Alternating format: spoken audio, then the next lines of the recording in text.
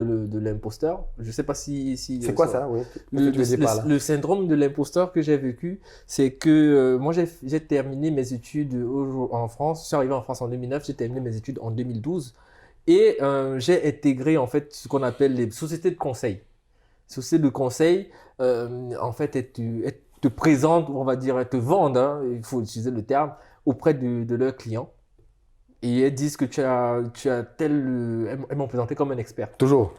Donc oui, voilà l'expert. Tu as 0 année d'expérience, Voilà, mais tu es un expert. je Oui. suis un expert et ils ont facturé aux alentours de 800 euros Jour. ma prestation par jour. Et ils me donnent à peine 100, tu vois. Et moi, je suis un expert, tu vois un peu. Et moi, j'arrive chez les clients. Ils m'ont dit, écoute, nous, on compte énormément sur toi parce que franchement, on a telle problématique, telle problématique. Je me rends compte qu'en fait, les attentes sont tellement énormes. En fait, je démarre pas. Ouais. Je peux pas, tu vois.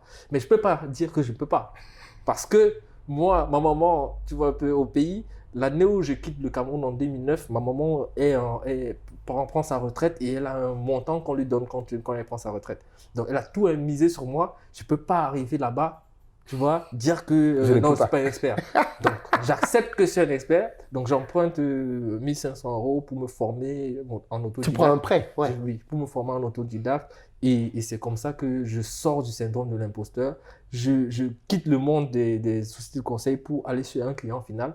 Et là-bas, j'ai en charge des étudiants en alternance, d'autres qui sont en stage. Je découvre que j'ai la capacité à transmettre.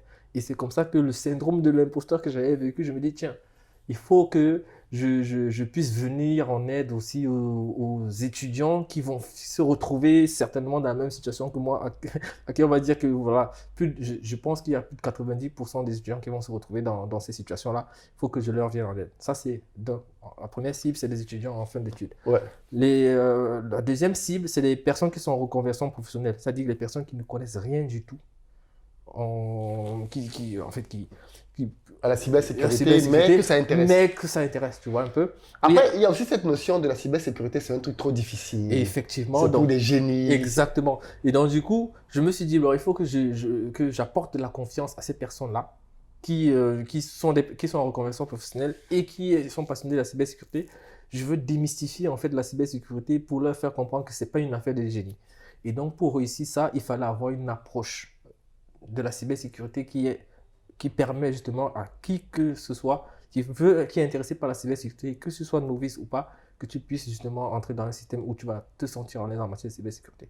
C'est comme ça que je conçois un système, parce que j'ai 10 ans d'expérience, je l'ai dit au début, dans le domaine de la cybersécurité, et j'ai constaté que la plupart des experts en cybersécurité, d'ailleurs ça a été mon cas, j'ai été bon en réseau, et tous les experts que je connais en cybersécurité sont excellents en réseau, en sécurité, avant même de parler de cybersécurité.